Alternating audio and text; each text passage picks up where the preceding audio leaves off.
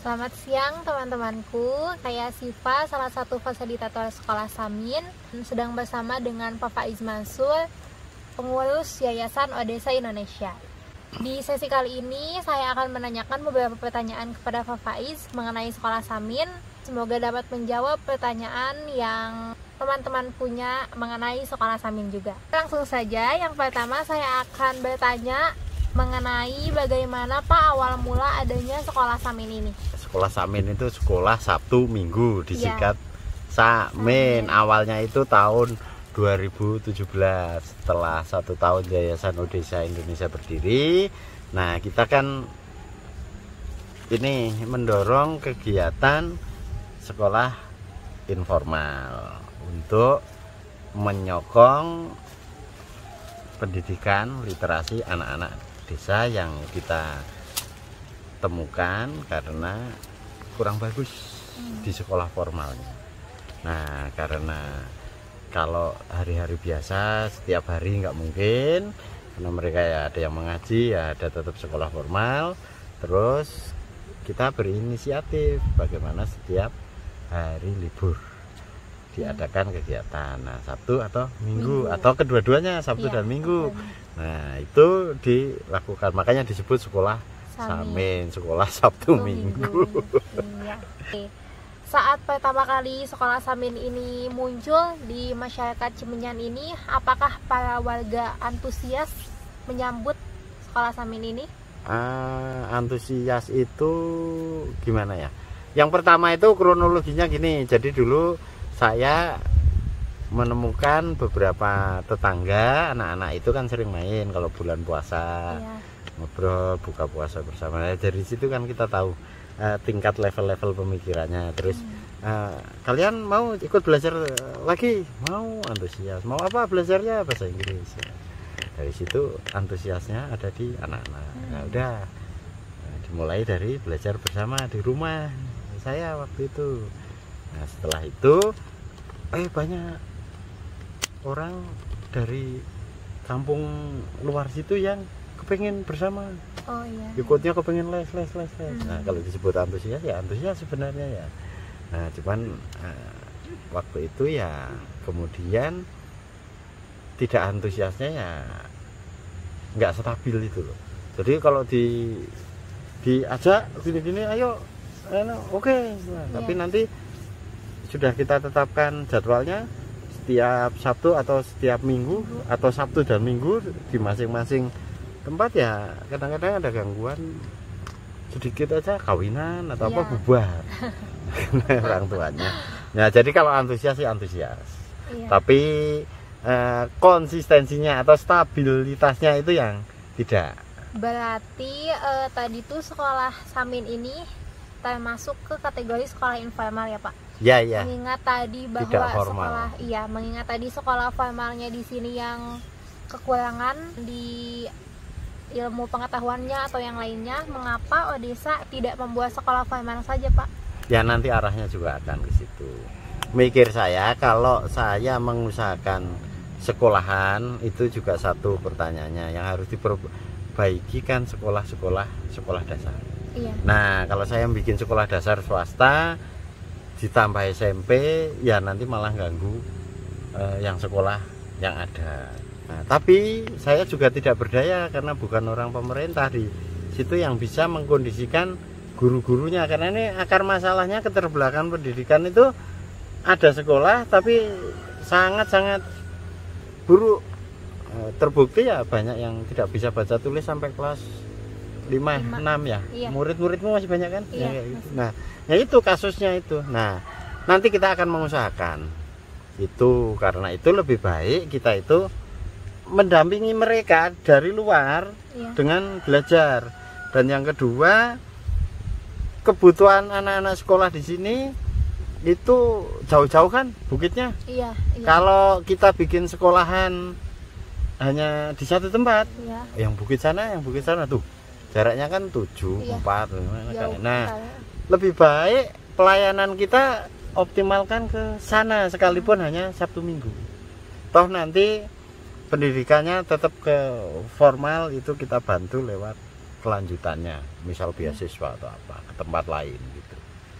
Jadi ini harus ditegakkan literasi. Lagi pula di masyarakat yang tidak tertinggal pun sekolah informal atau non formal itu kan dibutuhkan. Kalau Siva kan di kota ya, banyak les, ada bahasa Inggris, ada ini, bahkan les piano, les bahasa Korea. Nah di desa kan juga butuh seperti itu. Nah ini harus menjadi tradisi yang baru di masyarakat, bahwa kelas literasi itu harus ada.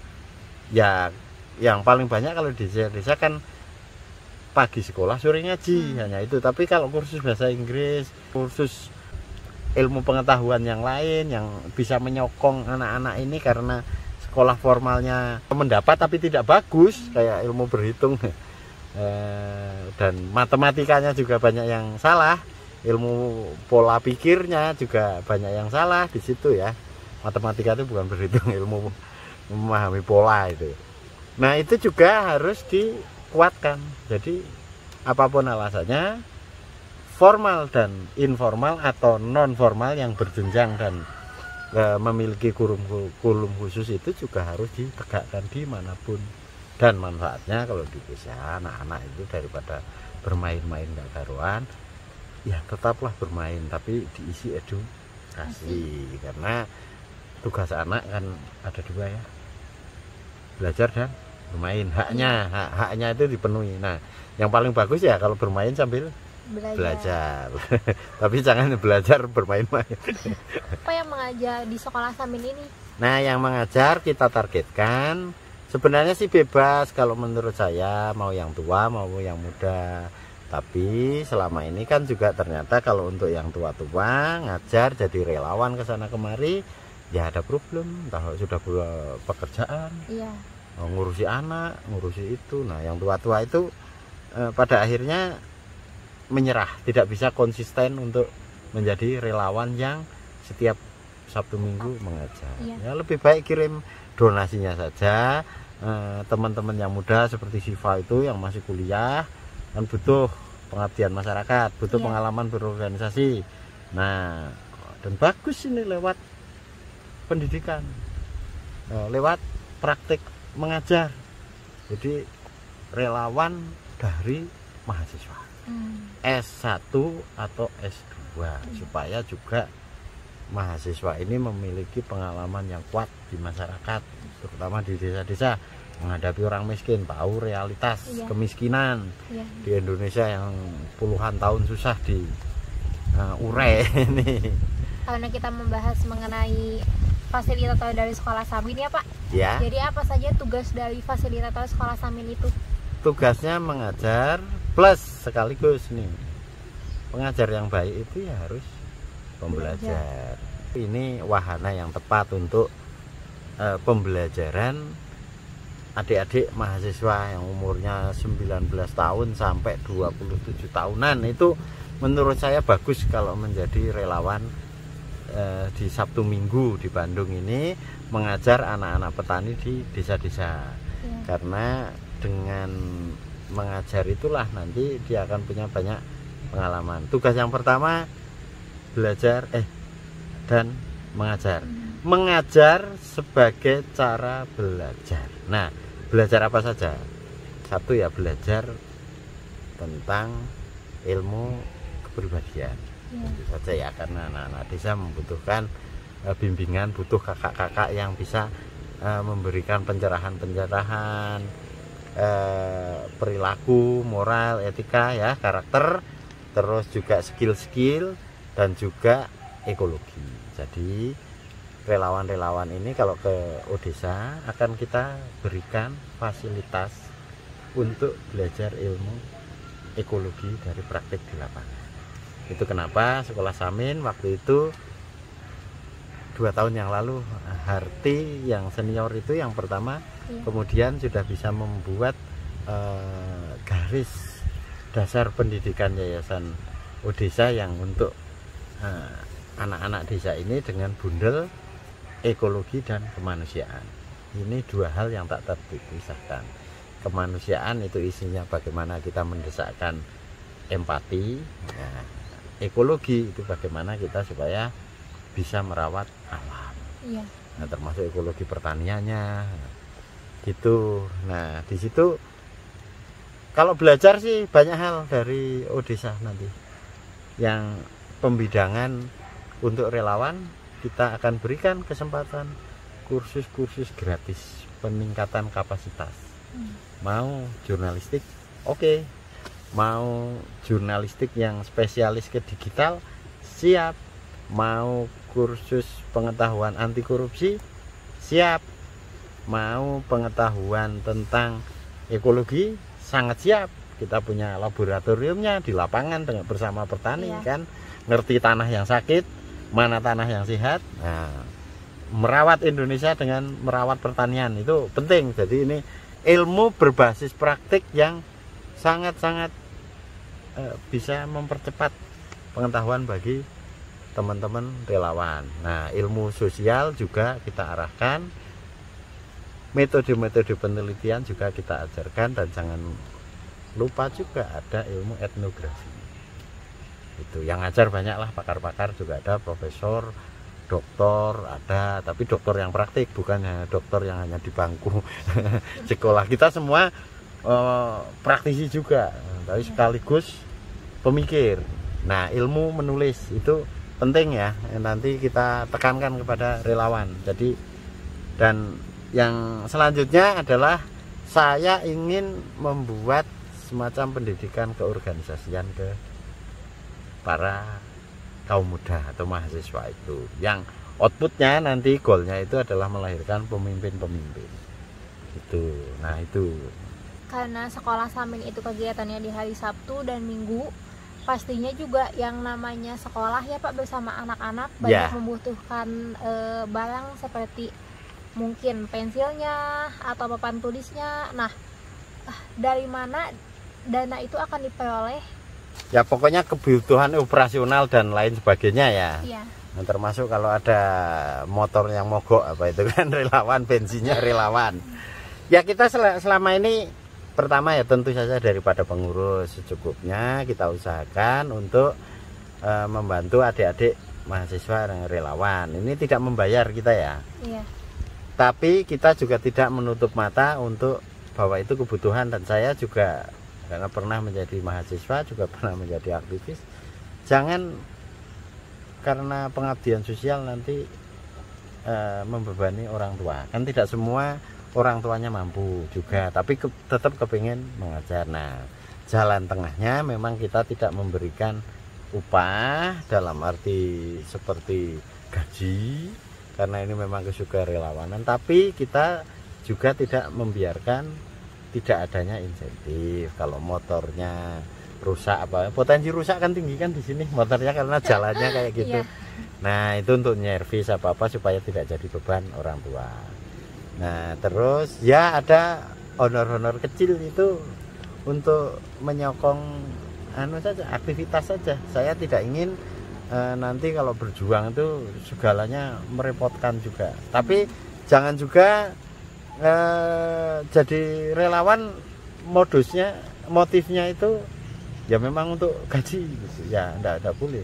Kalau untuk udah gaji-gaji perkaryawanan, nanti mungkin akan kita carikan pekerjaan yang itu nanti boleh berekonomi banget. Kalau yang sekarang adik-adik mahasiswa itu lebih baik menjadi relawan dulu, biar teruji di lapangan, etos kerjanya bagus, punya wawasan, pemikiran. Tidak otaknya itu hanya kerja duit. Sosialnya dong, empatinya dong.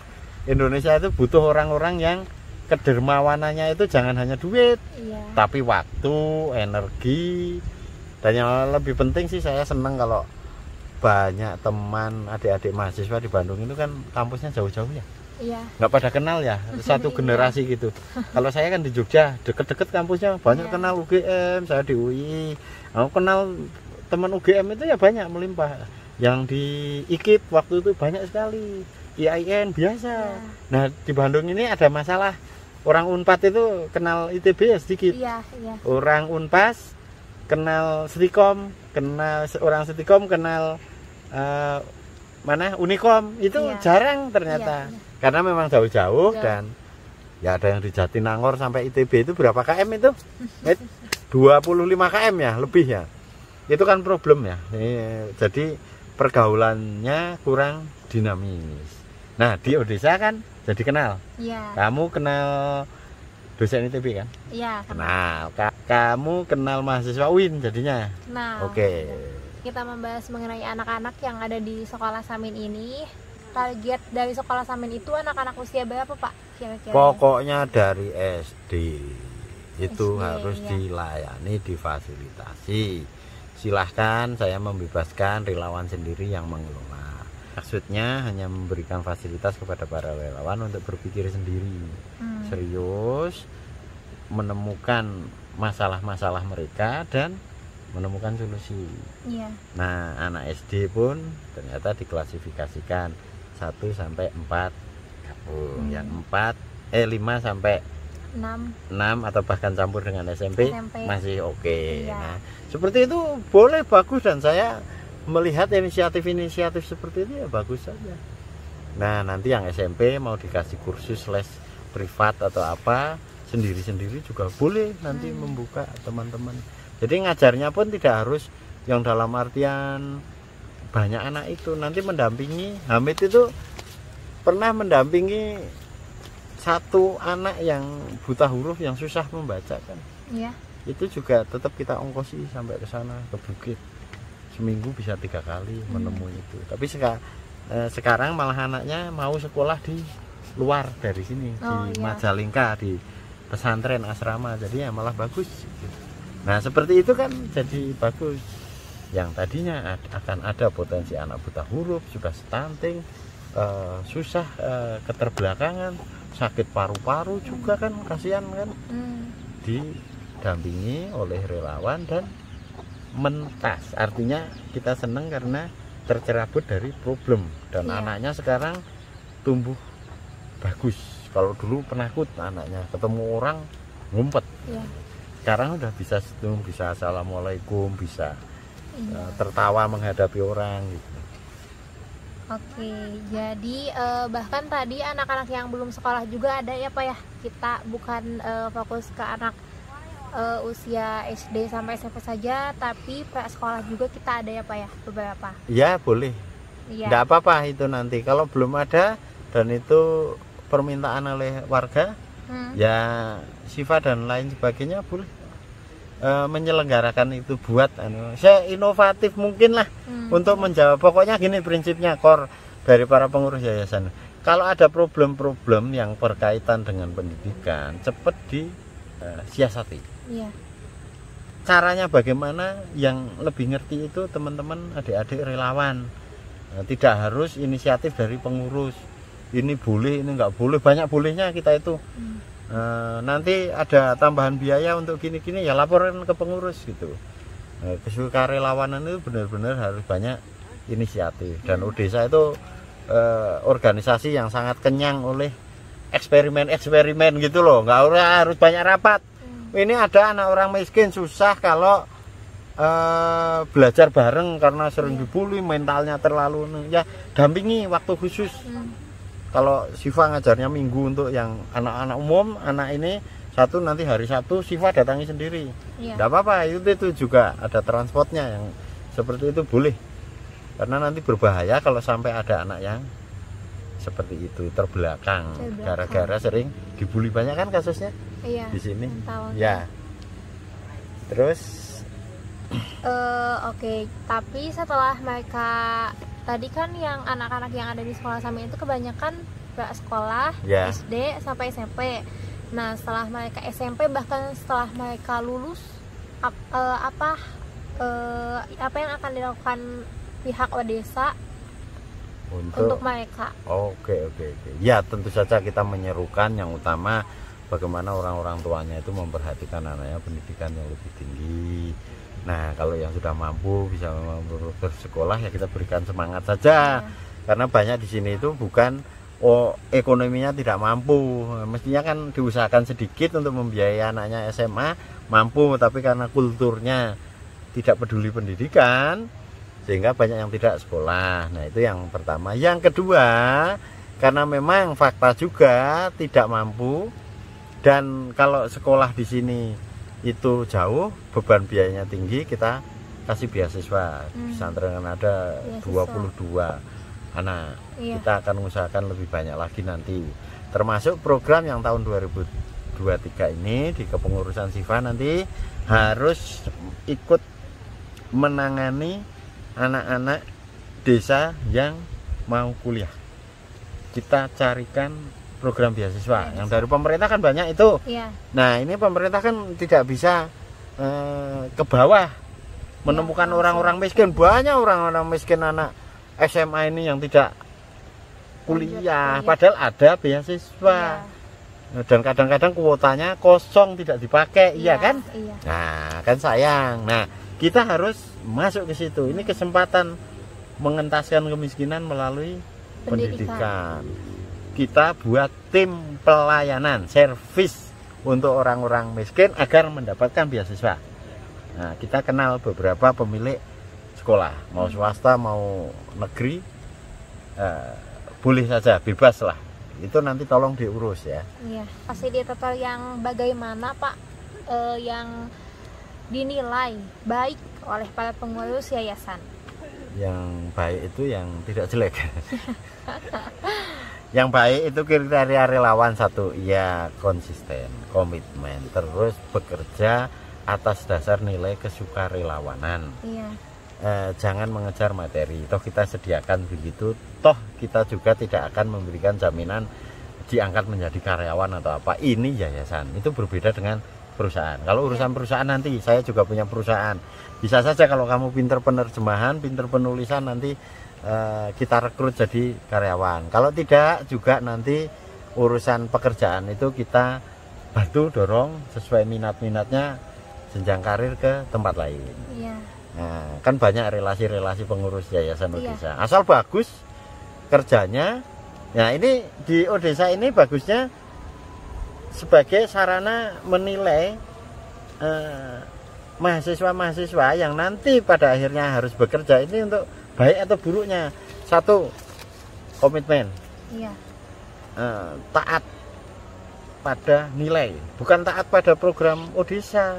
Yang lebih pokok itu taat pada pengabdian ke masyarakat. Loyalitasnya itu harus ke masyarakat, empatinya itu. Kalau hanya ke birokrasi yayasan Odesa salah.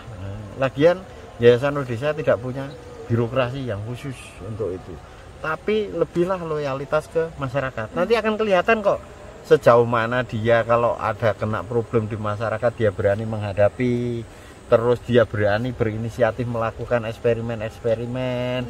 Dia tidak gampang mengeluh, ini kok jalannya rusak, ya memang rusak, ini kok orangnya susah-susah. Kalau nggak susah ya nggak akan ada sekolah Samin. Ini orangnya kok ndablek-ndablek, orang tuanya ganggu anaknya belajar, orang tuanya banyak campur tangan, ini kok bodoh sekali petani-petani. Ya kalau enggak kayak begitu ya enggak akan ada sekolah Samin. Sekolah Samin Odesa ini didirikan karena ada fakta-fakta keterbelakangan. Jadi bersiap-siaplah menghadapi keterbelakangan, kekurangan, ya kemiskinan budaya yang paling penting. Kalau kemiskinan ekonomi, kemiskinan yang sifatnya rumah tangga, nanti yayasan Odesa yang nangani. Nah, Siva dan teman-teman harus menanggulangi kemiskinan pemikiran di anak-anak, karena kalau anak-anak ini nggak dicabut nanti ngikutin orang tuanya yang jauh dari pendidikan gitu. Nah, jadi kalau yang baik menurut para pengurus Odesa nanti relawan-relawan itu ya satu yang disiplin, penuh inisiatif juga ya, terus kreatif, ya empatinya kuat, tidak gampang mengeluh, terus pamrihnya tidak banyak, dan tolong tertib lah ngajar itu, jangan sedikit-sedikit minggu ini ngajar, minggu depan enggak. Nah, yang lebih bagus lagi kalau mahir menulis, bahkan kalau bisa nulis opini, nulis artikel, nulis liputan, saya kasih insentif dengan honor tambahan kalau bisa menulis yang bagus. Nah, tapi tidak semua minat ke jurnalistik ya. Jadi ada prestasi-prestasi yang lain.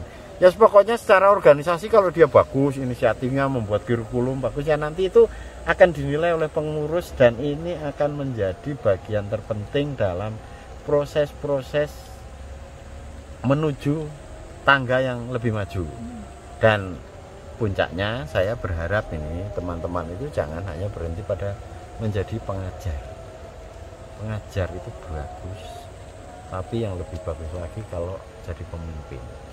Nah, ciri-ciri pemimpin apa-apa nanti kita simulasikan karena pembicaraannya panjang lebar. Nah, kita dorong kepemimpinan supaya nanti lahir intelektual yang punya pengalaman praktik dan senang dengan eksperimen di lapangan begitu. Jangan intelektual yang hanya baca buku nulis bikin tukang kutip teori ilmiah, itu saya nggak suka. Yang itu nggak ada banyak guna.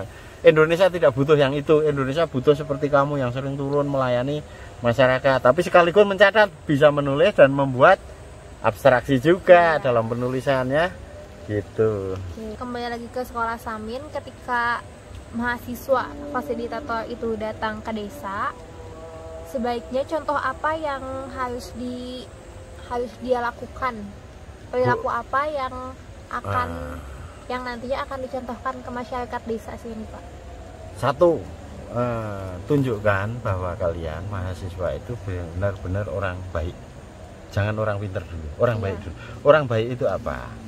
Satu, negur sapa, mau menyapa, memberi perhatian, tidak mengecam sesuatu. Karena tidak jarang orang kota itu kalau melihat ke kampung-kampung, ke rumah yang agak kumuh, tiba-tiba teriak, bau, jorok. Janganlah yang seperti itu, menyinggung perasaan. Mereka itu sudah tertekan dengan situasinya yang buruk. Kalian punya motor lebih bagus, kalian ngaku kuliah dari kota, itu orang miskin sudah tertekan dari sini. Di situ enggak apa-apa. Jangan sering menjadi makanannya enggak enak atau apa, itu hindari ya. Dari hal-hal yang kecil kok kalau menurut saya yang harus diberikan teladan. Kalau mereka bicara kasar ya sementara jangan kita sakit hati dulu, karena itu mungkin ya kebiasaan mereka saja. Kadang-kadang kan begitu, belum kenal tapi ngomongnya semprot-semprot kan, sering kan menemukan kayak gitu ya. Kita harus tahan, harus sabar di dalam hal ini. Kadang-kadang mereka itu kok kayak nggak menghargai kita gitu. Bukannya nggak menghargai, mereka tidak tahu cara menghargai orang baru. Ternyata begitu. Nah, saya sudah kenyang seperti itu. Terus ada orang baru. Nah, petani itu kadang-kadang nggak ngerti cara menghadapi orang tamu dengan menghadapi tetangganya sendiri, itu ya responnya pasif seperti itulah. Kita lewat, kita mau masuk ke situ ya, ke rumahnya, kok ya dia nggak beranjak, nggak gimana duduknya ya seperti itu kayak gitu. Nah, itu nanti butuh proses yang kayak gitu, harus sabar, dimulai dari anaknya juga nanti. Nah, itu teladan di dalam adab. Nah, adab sopan santun itu yang lebih penting di situ. Terus yang kedua, tunjukkan juga bahwa kita itu pekerja keras. Mahasiswa itu tidak banyak mengeluh. Nah, itu lebih penting karena masyarakat desa terutama yang memiliki kultur miskin itu hidupnya itu penuh dengan keluh kesah. Nah, ini jangan sekali-kali kita sering banyak. Kita harus tunjukkan kalaupun kita sulit ya jangan mengeluh. Kita lapar ya jangan ngomong lapar. Kita capek jangan ngeluh capek. Capek aduh kapok aku kalau kesini, jangan. Itu hati-hati kalau ngomong-ngomong kayak gitu, itu nanti sering menimbulkan sesuatu hal yang membuat orang desa berjarak dengan kita. Gaul, akrab, nikmati. Jadi kita punya dua dunia nanti, dunia kota dan dunia desa. Yang keduanya fleksibel aja, kayak pengurus desa kan santai. Yang kedua, jangan sering memamerkan hal yang sifatnya harta, karena mereka juga sudah minder dan ini akan menjadi tabiat buruk. Memamer-mamerkan secara nggak sadar atau apa, saya nggak tahu ya, belum ada kasus kayak apakah ini terlalu glamor pakaian atau kendaraan atau apa. Kalau di relawan sekolah Samin kan nggak ada, tapi kalau di pengurus desa malah saya tekan hindari untuk masuk ke desa itu dengan cara yang natural, sederhana. Dan itu nanti jangan sampai menimbulkan kesan kita itu orang yang sok gila hormat, itu nggak boleh. Terus yang selanjutnya yang paling penting yang harus ditunjukkan, ya kamu itu mahasiswa, ya tunjukkan kamu orang yang semangat, penuh dengan masa depan yang cerah. Karena kalau orang-orang desa itu sudah pasif, terus sering dengar 1-2 sarjana itu paling ya begitu, nganggur, mabuk-mabukan. Tunjukkan enggak, memang gak jamin sarjana kok jadi dapat pekerjaan, tergantung orangnya juga kan. Tapi di sini ada beberapa kasus memang yang karena mahasiswa lokal sini itu buruk, bahkan mabuk-mabukan, nggak jelas pekerjaannya kayak gitu, jadi akhirnya orang itu males. Iya. Kan mereka melihatnya hanya kulitnya dan tidak bisa membedakan spesifik sekian juta mahasiswa yang berbeda-beda kan. Nah itu sajalah kurang lebih, nggak terlalu banyak hal. Etika intinya tapi penting. Jadi Pak, berapa lama kontrak mahasiswa yang mengajar sebagai fasilitator di Samin? Kontrak ya maunya sih ya sebisa mungkin yang lama lah, jangan di bawah 2 tahun biar bagus. Kalau ngajak kok sekali 2 hari itu piknik namanya. Mau dapat apa ya, kalau bisa kan lagi pula kan tiap hari Sabtu Minggu, korbankan itu waktu hura-hura, waktu masa muda kalian hanya untuk liburan, ikut-ikutan arus kan. Kalau menurut saya itu, saya dulu juga nggak pernah ikut-ikutan arus kayak gitu, karena Sabtu Minggu itu urusannya kalau nggak diskusi, kajian, ya demonstrasi, ya membaca buku atau nulis gitu loh. Jadi di Odesa itu kultur aktivitasnya juga kuat karena sebagian pernah mengalami masa menjadi aktivis. Jadi kita memang sengaja Sabtu Minggu itu juga menjadi bagian supaya relawan-relawan ini, supaya kalian ini tidak sama dengan kebanyakan gitu loh. Iya. Sabtu Minggu kan teman-temannya Siva pada ngapain? Ada yang hiburan, nongkrong atau apa. Siva malah ngurusi orang desa ya gitu. Bagus, kamu berbeda dengan yang lain, dan pembeda inilah yang nanti akan menjadi bukti bahwa kita akan lebih lah, memiliki nilai lebih, entah apapun, tidak selalu ekonomi ya, tapi mungkin martabat, derajat, terus kemudahan kamu mendapatkan pekerjaan, dapat banyak relasi. Kalau Sabtu Minggu ongkang-ongkang ya malah mainan, wah anak muda. Iya, gitulah sayang waktunya. Ya jadikannya itu yang bermanfaat gitu waktu Sabtu Minggu itu. Jadi itu apa tadi konteksnya, pertanyaan kontrak berapa lama? Kontrak berapa lama? Iya. Diperlama aja, semakin lama semakin baik. Nah, itu Hamid itu berapa tahun itu? 4 tahun masuk. Dulu Harti itu sampai 4 tahun. Sejak semester 2 saya ingat relawan pertama itu Rizky itu 3 tahun, Harti itu masuk 5 tahun. Tahan kok. Bagus. Memiliki kemampuan berorganisasi, memiliki kemampuan menganalisa masyarakat desa, memiliki kemampuan berempati, ya itu ada hasilnya. Dan ilmu-ilmu praktek itu kan ilmu yang nggak kerasa. Nanti tahu-tahu pinter, tahu-tahu cakap gitu, tahu-tahu di dalam memimpin organisasi dengan teman-teman paling efektif, paling tidak memiliki keraguan, paling mampu menemukan solusi. Itu nggak kerasa ilmu-ilmu kayak begitu itu. Tapi kalau minimal menjadi fasilitatornya ada nggak Pak? Ya. Berapa lama minimal menjadi fasilitator? Ya kalau diminimalkan itu setengah hari juga boleh lah. Tapi nggak lucu. Nggak, soal durasi waktu begini. Nggak ada aturan. Saya menjadi aktivis ya seumur hidup gitu loh. Iya. Mau punya jabatan mau enggak, mau kerja di perusahaan mau enggak, ya dunia aktivisme itu terus gitu. Nah dunia relawan itu ya seterusnya gitu. Karena itu enggak bisa segini lah, itu ilmu odong-odong. Kalau cuman seminggu kita dapat apa? Seminggu nggak bakal pinter kalian jadi pemimpin. Nafas aktivitasnya harus panjang, karena itu nggak ada istilah minimal maksimalnya. Di Odesa itu juga tidak akan kita batasi. Kamu mau 100 tahun juga boleh.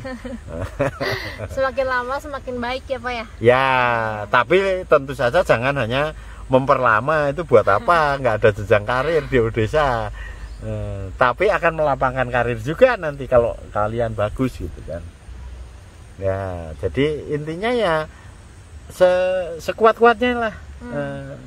Sehebat-hebatnya juga dalam bekerja. Jangan hanya saya lama, tapi lama kalau nggak ngapa-ngapain, miskin kreativitas, apa gunanya kan? Iya. Gitu. Jadi tadi bila fasilitator Samin yang sudah terbilang lama Pak di sini, misalkan 2 tahun lebih, 2-3 tahun, 4 tahun seperti itu, apakah pihak Odesa akan membantu mengenai jenjang karirnya? Ya kalau karir dalam artian apa? Tentu saja sebenarnya secara otomatis itu nanti kalau prestasi di Odesa juga bagus ya. Iya. Kalau tidak minta bantuan ya saya nggak akan ngasih. Tapi kalau minta, Pak, misal saya nganggur ini mau pekerjaan, nah kamu punya apa? Nah, pertanyaan saya, kamu bisa apa? Punya apa kamu? Kapasitasmu? Pinter nulis? Gampang. Ada. Jadi wartawan mau enggak? Nah, harus cakap dulu wartawan. Saya kepengen jadi dosen. Oke.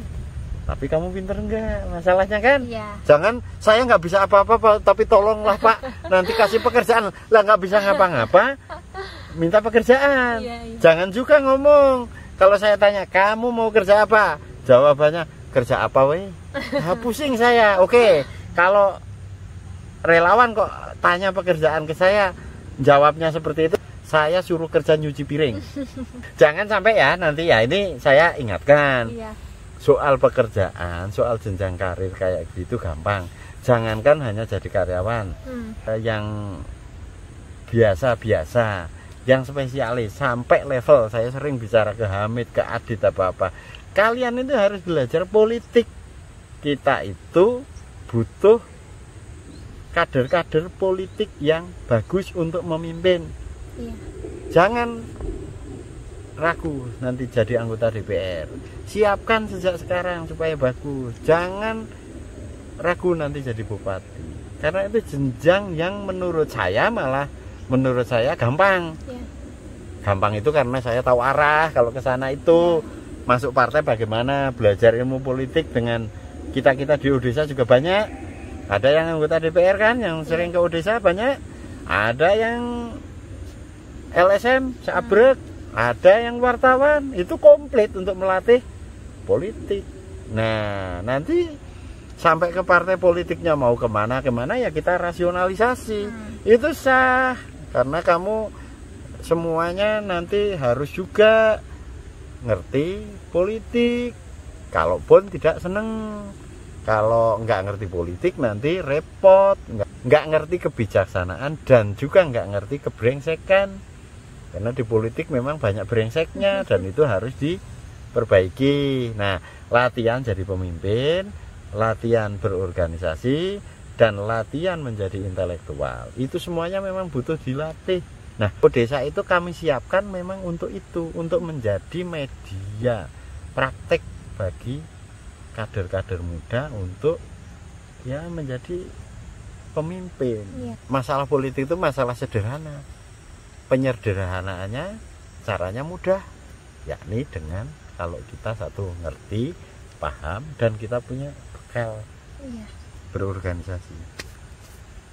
Oke, ini kita sudah ada di penghujung pertanyaan. Apa bedanya sekolah Samin dengan sekolah informal yang lainnya, Pak? Nah, yang lainnya itu yang mana ya? Tapi begini ya, mungkin ada yang sama ya, nggak tahu saya di daerah lain yang.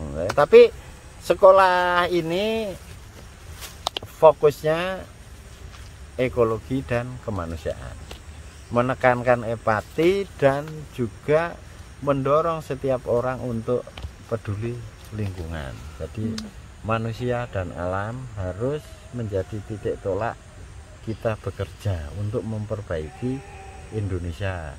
yang ingat, kemanusiaan ini di Indonesia sangat parah tragedinya. Keadilan sosial itu tidak beroperasional. Setiap tahun politik kita tidak bisa melakukan processing itu secara menggembirakan. Ketimpangannya terlalu besar. Orang yang kaya semakin kaya, yang miskin semakin terpuruk, itu banyak sekali. Itu Indonesia. Jadi Indonesia itu bangsa yang kurang beradab. Makanya harus ditegakkan keadilan sosial lewat jalur informal, ke LSM-an, keorganisasian masyarakat sipil, atau lewat jalur politik. Harus ada yang jadi pejuang-pejuang untuk menegakkan keadilan sosial, karena kita belum beradab dalam hari ini. Nah, yang selanjutnya juga kita menekankan kepedulian, empati juga ke alam. Karena Indonesia itu negara tropis yang dulunya bagus alamnya, karena manusianya semakin banyak, populasinya meningkat, terus arah pembangunannya itu tidak mengontrol alam, akibatnya alam mengalami kerusakan. Dan kerusakan alam itu membuat kemiskinan. Kemiskinan juga yang sering membuat kerusakan alam. Tapi di luar kasus orang miskin dan kerusakan alam, ada juga yang paling merusak, namanya keserakahan yang dilakukan oleh pejabat-pejabat tinggi negara yang bareng sama pengusaha-pengusaha yang tidak memikirkan keberlangsungan hidup. Nah, ini yang akan membedakan Yayasan Odesa dengan sekolah yang di luar Odesa mungkin. Ya, kalau ada yang sama ya seneng kan, kita bareng-bareng memperbaiki Indonesia. Tapi sejauh ini Odesa Indonesia memiliki visi yang besar untuk keindonesiaan, ya, dengan melakukan kaderisasi, dengan melakukan pendidikan di level masyarakat orang miskin, melibatkan warga kota yang berpendidikan, melibatkan mahasiswa untuk memproduksi cara-cara baru menyelesaikan masalah. Itu core untuk sekolah Sabtu Minggu, sekolah Samin. Oke teman-teman, selesai sudah sesi tanya jawab yang sudah dari tadi kita lakukan ya. Semoga sedikitnya pertanyaan saya dapat menjawab pertanyaan teman-teman juga mengenai sekolah Samin ini. Selamat siang.